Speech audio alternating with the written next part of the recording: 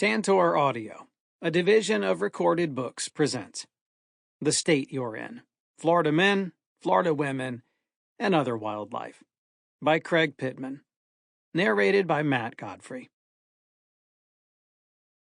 Introduction. On a beautiful spring morning in 2020, I was sitting in the waiting room at a car repair place in St. Petersburg when I got a text from my boss's boss. She asked, "Did I have a minute to chat on the phone?" "Yes," I said, dreading what came next. Sure enough, one 4-minute phone call later, I had joined the ranks of America's rapidly growing multitudes of laid-off newspaper journalists. That's all it took to end 40 years of writing words to fill a daily product made out of dead trees, 30 of them at the same paper, the one that billed itself as Florida's best. I couldn't complain. I had had a great run. I had lasted longer than some other people whom I knew were far more important to the newspaper's continued smooth operation.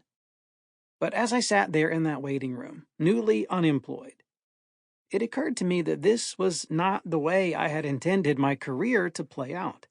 4 decades ago, when I was snoozing through an 8 a.m. introduction to journalism class at what was then called Troy State University in Alabama, I was not one of those idealists who heard a heavenly call to a long-term career of writing newspaper stories.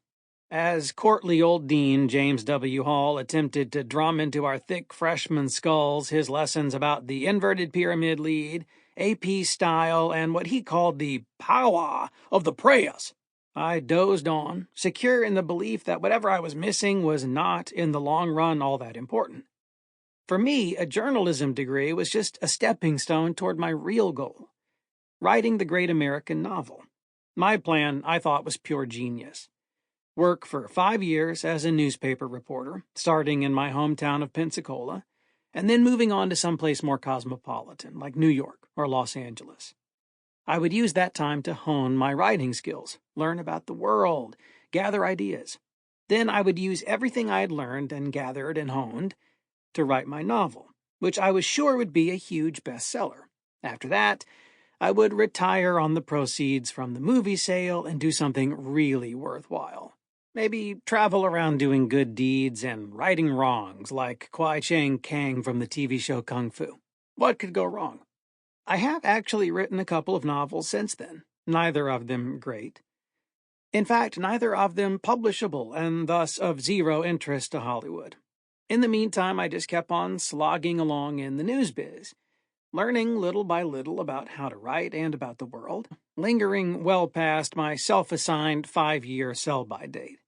I never made it to New York or Los Angeles, for the simple reason that I found way too many great stories to tell right here in Florida. Thus, instead of the great American novel, I have produced reams and reams of nonfiction. Articles and columns for the Pensacola News Journal, the Sarasota Herald Tribune, and the St. Petersburg Times, now known as the Tampa Bay Times. Stories for various magazines, including Sarasota and Flamingo, and freelance pieces for such online publications as Crime Reads and Slate. After my March 2020 layoff from the Times, I began writing weekly columns for an online news organization, the Florida Phoenix, and continued freelancing for Politico, the Washington Post, etc. Along the way, I wrote 5 nonfiction books on such subjects as the destruction of wetlands, illicit orchids, and endangered panthers. One of them did make it onto the New York Times bestseller list for a whole week. This book, then, is a distillation of what I've been doing with the tools and techniques that Dean Hall, and later Dean Judy Means Wagner, whom we students called Judy Means Business, tried to teach me about the inverted pyramid lead and the power of the press. Don't call this a best-of collection. It includes none of the stories that won national and state awards. Those ended up being turned into books of their own, so including them in a collection would be redundant. Instead, what I've gathered here are some of my quirkier pieces. A deep dive into Florida's mermaid industry, a love story involving the most tattooed lady in the world, a wild ride with an audacious con man. There are some serious pieces, too, including a meditation on those Florida mugshots we often laugh about. an obituary for Florida's most famous manatee, and a profile of a fugitive whose second life was far more satisfying than his first. I wrote about Florida institutions, like Jack Rudlow and his Gulf Specimen Lab, and Florida influencers you may never have heard of, like MC Davis and Donald J. Sobel. There are scientists tracking a fabled beast, and a radio pundit who had to fake his death. There is also a lady who got arrested for shoplifting while dressed as a turkey. My hope is that, taken together, these pieces paint a vivid picture of this amazing state we're in. My native state, my favorite state, the state that inspires me to write. A lot of people treat it like it's the punchline state, but I contend it's really the most interesting state. This is a place that's easy to caricature and disregard. But there's more going on here than is dreamt of by all your stereotypes, and if you're ever bored here, that's your own fault. Sometimes it's wild and dangerous. Sometimes it's inspiring and gorgeous, and a lot of times it's all of those at once. To me, Florida is an evolutionary test. If you can survive this, if you can thrive here, then you are the fittest. Part 1. Florida Men and Florida Women. 1. Working for Scale. Tampa Bay Times, July 1st, 2018. Florida's best-known industries include citrus, seafood, and selling tacky souvenirs to tourists. But there's one booming Florida industry that hardly ever gets a mention from the Chamber of Commerce folks. Mermaids. All over the state, there are now scores of women, and a few men, who regularly pull on prosthetic tails and pretend to be those mythical creatures made popular by Hans Christian Andersen and Walt Disney. Some do it for fun, but quite a few are diving into it as a business, charging by the hour to appear at everything from birthday parties to political events. This mermaid industry is just skyrocketed. It's crazy, said Eric Ducharme, a.k.a. the Mer Tailor, whose Crystal River-based business is making high-quality tails. I don't know if it's a fad or if it's here to stay. To judge how crazy the mermaid business is right now, consider this. Ducharme, a Lecanto native, sells custom-designed tails for up to $5,000 each. He's working on 80 now, each one designed to match the customer's personal measurements. Half of those people who have purchased those tails are just hobbyists, he said. It's a way for people to connect to a different world, but not in a weird type of sense. But for the rest, it's a business, and they're all trying to make a splash. Their swimming may look leisurely, but they hustle for high-profile gigs. For instance, when Tampa played host to the Republican National Convention in 2012, a party at the Florida Aquarium featured mermaids cavorting in the fish tanks. To see where Florida's mermaid industry started, you have to visit Weeki Wachee Springs State Park. That's where Ducharme got his start, too, although he quit when he was a teenager, blaming what he called mermaid politics for ruining his dream job. A former Navy frogman named Newton Perry created this Hernando County roadside attraction in 1947 by cleaning all the old refrigerators and other junk out of the spring and building an underwater theater full of hidden air hoses. Then he hired nubile women to perform a languid, aquatic ballet in the crystal-clear water, to the delight of the ticket-buying public. In the 1950s, Weeki Wachee was one of the nation's most popular tourist stops. But it nearly went belly up in the 2000s when the profits, tailed off. In 2008, the Florida Department of Environmental Protection bought it and turned it into a state park. As a result, Florida is the only state where the list of government jobs includes mermaid. Starting pay is $10 an hour. When Weeki Wachee held auditions in January 2018 for 6 new mermaid positions, 60 people showed up despite the cold. In maybe the most Florida thing ever, a manatee surfaced in the spring right in the middle of their swimming trials. Stacy McConnell, 38, the lead mermaid at Weeki Wachee, grew up watching the mermaid shows and marveling at the way they glided through the water. Now, after 16 years on the staff, she oversees the training for the newbies. It combines earning scuba certification learning first aid and underwater choreography, plus all the tests you have to take to be a state employee, she said. The ones selected trained hard for 3 months before ever swimming in their first show. Their graduation was marked by performing a routine they designed. Once you know how to be a mermaid, it's something that's a part of you, she said. You don't do it for the money, you do it for the experience. But other mermaids are definitely in it for the money. In St. Augustine, Trina Mason started out playing around with underwater photography, which led to her becoming a mermaid for hire who also breathes fire and occasionally juggles. She's been doing it for 6 years, most recently at Wolf's Museum of Mystery. She had to figure out the business on her own. She once caught her own chin on fire. She spent $400 on her first tale, and it caused an uproar among the other mermaids because it was a copy of someone else's. Her second, an original by the Mer Tailor, cost $2,600. She now charges $300 an hour to swim around in that 60-pound silicone and neoprene special. Meanwhile, down in Fort Lauderdale, Marina Anderson regularly pulls on her tail to do snap rolls as she swims past the portholes in the historic wreck bar. She became fascinated by the life aquatic as a girl in Puerto Rico, watching Jacques Cousteau documentaries and Esther Williams movies. She started freediving before she was 10, and later studied marine biology. Now she considers herself a dance performer who models her mermaid moves on sea lions. She supervises a squad of 15 mermaids who put on 7 shows a week at the wreck bar. Sometimes they perform underwater burlesque in which the tails come off. She's even done some fire eating, not to be confused with fire breathing, earning her the nickname of Marina, the fire-eating mermaid. She also goes by Medusarina. She's 47 and jokes, "It's a good thing water lifts." She wants bar patrons watching her show to become immersed in the illusion that they're watching a real mermaid.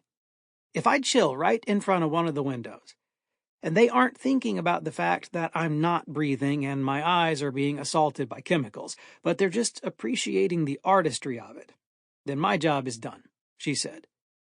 Serena Woody, 29, of Pensacola, started off making mermaid-themed art, then began dressing as a mermaid to sell it at art shows, and then wound up running a business called Mermaids of New Blue Hues. She's part of a pod of 15 part-time mermaids, who, she said, like to get together once or twice a month to take a break from reality and be weird and swim around for an hour or two and then go have lunch. 6 of them work for her, rotating duties as they show up at birthday parties and other celebrations for pay. If the event is on dry land, that's $150 for 2 hours. If they have to swim around, then they charge $250 for 2 hours. The mermaid community is bigger than people realize, Woody said. Maybe it's because we're kind of below the surface. 2. A Florida Love Story. With Tattoos. Tampa Bay Times, February 13th, 2018. This is a Florida love story. It involves tattoos, of course. Tattoos, along with citrus and sunburns, are modern Florida's most popular products. Ink, you might say, is in our blood. That's because with our constantly warm weather, we tend to expose a lot of our skin here, so lots of people like to augment their epidermis with art. When Florida cops look for distinguishing characteristics among their suspects, they can often count on distinctive ink to help them find the perps. There was the suspect who got his head tattooed to look like Tom Brady's New England Patriots football helmet. And boy howdy is he probably disappointed with this month's Super Bowl loss to the Eagles. Then there was the guy whose tattoo transformed his face into something resembling the Joker. Incidentally, he listed his profession as tattoo model. In 2012, St. Petersburg police were able to track down a bank robber because he had the words "Most Wanted" tattooed on his arms. Tats are so identified with Florida culture that when author Lynn Waddell put together a book called Fringe Florida, all about the Sunshine State's nudist resorts, UFO fans, and exotic wildlife breeders, the cover featured the title tattooed across a woman's back, along with a pair of pistols. Is it any wonder that the National Tattoo Association holds its annual conventions in Orlando? But now we've got some good news about a Florida woman and her tattoos.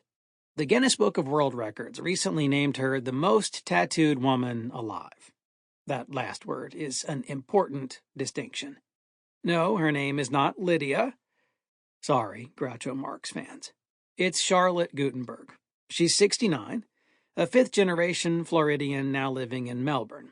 According to Guinness, she's covered 98.75% of her figure with designs, leaving only her face and a part of her hands untouched by the needle.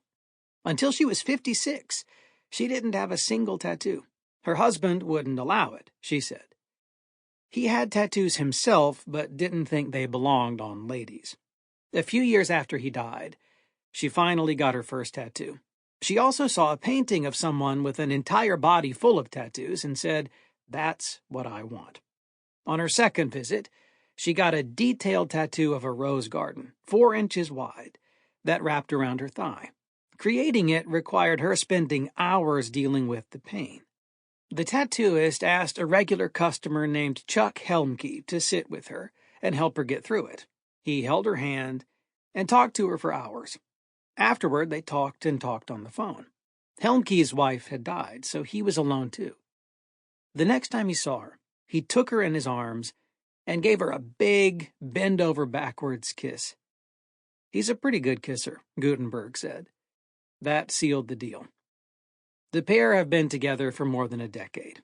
Helmke, 76, now holds a Guinness record as well as the most tattooed senior citizen, male. Last year, they were declared the most tattooed senior citizen couple, which I like to think of as the Do Not Go Gentle Into That Good Night award. Incidentally, Ms. Gutenberg's LinkedIn account lists her occupation as writer, lifestyle coach, weapons trainer/range safety officer at the American Police Academy, hypnotist. She's penned a series of novels in which she says tattoos play a major role. A UPI dispatch notes that the couple also each hold an additional record, as Gutenberg has the most feathers tattooed on the body, with 216, and Helmke has the most skulls tattooed on the body, at 376. When I asked her what had kept them together, though, Gutenberg said, "Not tattoos. That's just a fraction of our lives. We're together because we love each other." In case you're wondering, though, neither of them has a tattoo that matches one on the other's body. Each of them is unique. 3. Of nudists and their packages. Tampa Bay Times, March 13th, 2018. The other day, some folks at a Florida nudist resort in Pasco County made headlines because, they said, their letter carrier refused to bring their mail inside the front gate. They blamed discrimination. About 150 people live at the clothing-optional Eden RV Resort in Hudson, according to one of the owners who said his name was Dan. Just Dan. Apparently, Eden is also last name, optional. Most mail for Eden residents goes to a row of boxes by the gate, Dan said. But if there's a package, then the letter carrier is supposed to schlep it inside the gate and deliver it to the recipient's door. One letter carrier refused to deliver packages in Eden, apparently because she didn't like seeing the residents dressed like the original residents of Eden, Adam and Eve. The U.S. Postal Service's famous neither rain nor snow nor sleet credo doesn't cover seeing things that would require pouring bleach into the carrier's eyeballs. In a 5-minute interview, Dan said 4 times that the resort itself has no problem with the Postal Service. Just a couple of residents had complaints, he said, but they were legitimate. The Postal Service better watch out.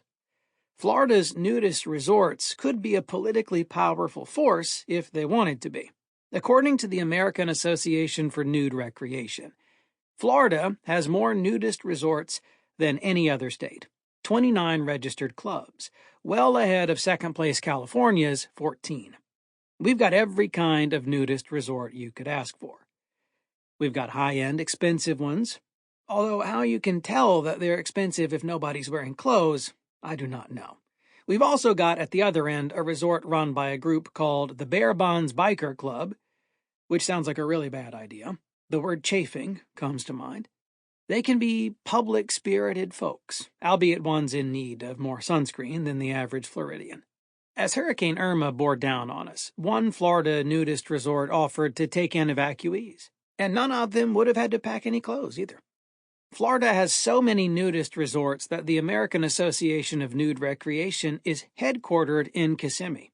Also located in Kissimmee, the American Nudist Research Library, in case you want to go read about the history of nudism while you're naked. Be sure you bring a towel so you don't stick to the chairs. The Florida nudist resort that's been around the longest is the Lake Como Family Nudist Resort, originally chartered in 1941 as the Florida Athletic and Health Association. Among its amenities is a bar called the Butt Hut. I assume that means smoking is allowed. It's in Pasco County, which has its own claim to naked fame. Pasco County has several large communities and is considered the nudist capital of the U.S., said Mark Haskell Smith, the author of Naked at Lunch, A Reluctant Nudist's Adventures in the Clothing-Optional World. Pasco has so many nudist resorts that a realtor discovered she could specialize in selling to nudists and make big bucks. She even landed her own reality TV show, which deserved a special Emmy just for its artful editing. Smith said he's never before heard of nudist resort residents complaining of discrimination because someone who's clothed didn't want to enter their gates. The complaints are usually the other way around, he said, citing as an example concerns about nudists showing up not at a resort but at a public beach. I'm hopeful the Eden folks and the Postal Service can work this out. When you strip the situation down to its bare essentials, this whole brouhaha isn't such a serious disagreement after all. It's only skin deep. Note: in June 2020, I wrote a story for the Washington Post about how Florida's nudist resorts were coping with coronavirus. One of the people I interviewed was Eric Schutoff, who heads up the American Association for Nude Recreation, based in Kissimmee. He told me that thanks to everyone wearing masks, we'll have tan lines, but in a different place. 4. Panacea amid a pandemic. The Florida Phoenix, May 21st, 2020. Usually, when you see Jack Rudlow in the spring, he's surrounded by school children and sea life. Usually the parking lot of Gulf Specimen Marine Laboratory, the only tourist attraction in the coastal town of Panacea, about 40 minutes south of Tallahassee, is packed with school buses and cars with out-of-state plates. Usually, Gulf Specimen's founder wanders around with a broad smile, answering questions and offering encouragement as children stick their hands into touch tanks or try to pick up enormous horseshoe crabs. But these days, his parking lot is bereft of buses, and no one's lined up at the touch tanks to see what a starfish feels like. Worse, the various science labs that for decades have paid him to catch electric rays and other sea creatures for study have cut their orders. We've been in continuous operation for 56 years, until the coronavirus, Rudlow, 77, told me last week. Rudlow, who launched Gulf Specimen in 1963 with encouragement from marine biology fan John Steinbeck, has been struggling to keep the doors open with just 10% of its normal income. What's fueling its continued existence, he said, is pure stubbornness. Gulf Specimen is a throwback to the glory days of the Florida roadside attraction, when you could watch regular shootouts at six-gun territory, buy a gnarled wooden clock from the Cypress Knee Museum, or gasp in amazement as Ross Allen handled rattlesnakes at his Reptile Institute. Most of them faded away in the 70s and 80s in the face of competition from corporate entertainment behemoths like Disney and Universal. Only a handful, like Gulf Specimen, still hang on. Like Allen, Rudlow is a classic Florida character, knowledgeable, feisty, sometimes profane, often at odds with developers and politicians. He has as many stories to tell as there are fish in the Gulf of Mexico. Some of those stories can be found in his books, which have titles like The Sea Brings Forth, The Wilderness Coast, Time of the Turtle, The Living Dock at Panacea, and The Erotic Ocean. My mom, an avid reader, shared some of his books with me when I was younger, but never mentioned that last one. Other entertaining yarns he has spun landed him on Today and Good Morning America, or in the pages of National Geographic. Consider the tale of how he met his wife, Anne. In 1969, she was a graduate student at Florida State, the institution that had given the Brooklyn-born Rudlow the boot for bad grades before he finished his freshman year. She was diving in the Gulf to collect marine life for her studies, and after one trip had stopped at a gas station in Panacea, still in her wetsuit. I determined that was a female in that thing and invited her up to my lab, Rudlow said. She was unimpressed with him until he picked up a bright red sea squirt she had caught and said, "Oh, great, a Polyandrocarpa maxima."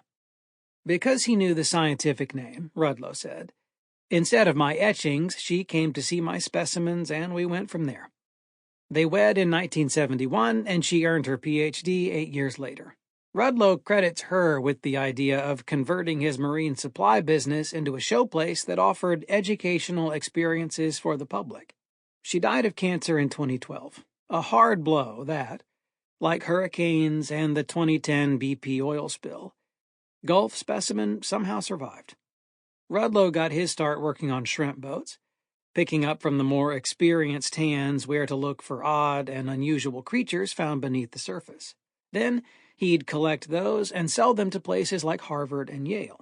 He still refers to himself, somewhat tongue-in-cheek, as a mere fishmonger. He's picked up other names over the years. He has been characterized as both a nut by a county commissioner and a Gulf guardian by the EPA. Once, while he was at the microphone in a public meeting objecting to a paper mill's plans for a pipeline to dump pollution into the Gulf, he was hauled off by a sheriff's captain. There's a species of jellyfish named after him. He has joked that it's because they're both so prickly. In a way, he reminds me of Johnny Appleseed, but instead of trees, he plants in young minds a fascination with marine biology.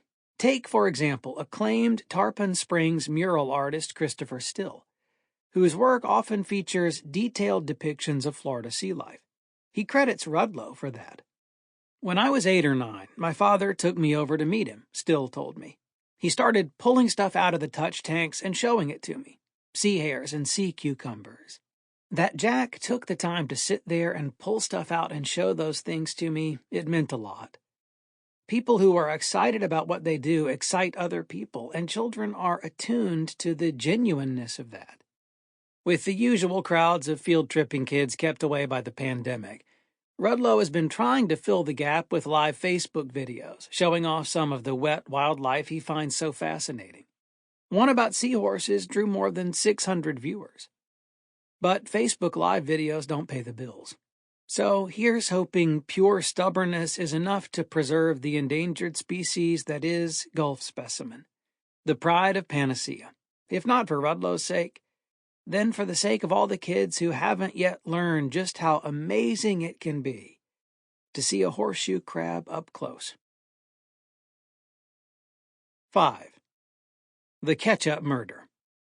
St. Petersburg Times, November 2nd, 1992. Ben Henry Pooley just can't shut up.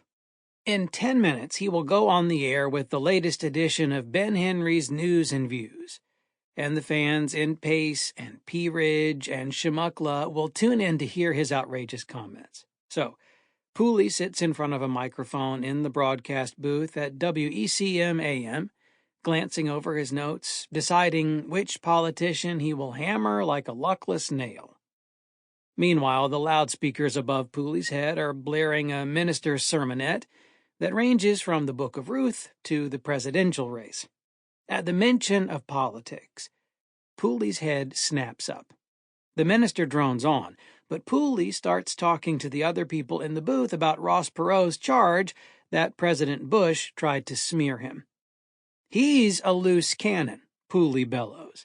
To accuse the president of something like that without one iota of evidence. Just then, Peggy Dorsey, who answers the station's telephone, sticks her head into the booth. "They can hear that on the air," she hisses. Pooley clams up. After a few minutes, though, he... Sample complete. Ready to continue?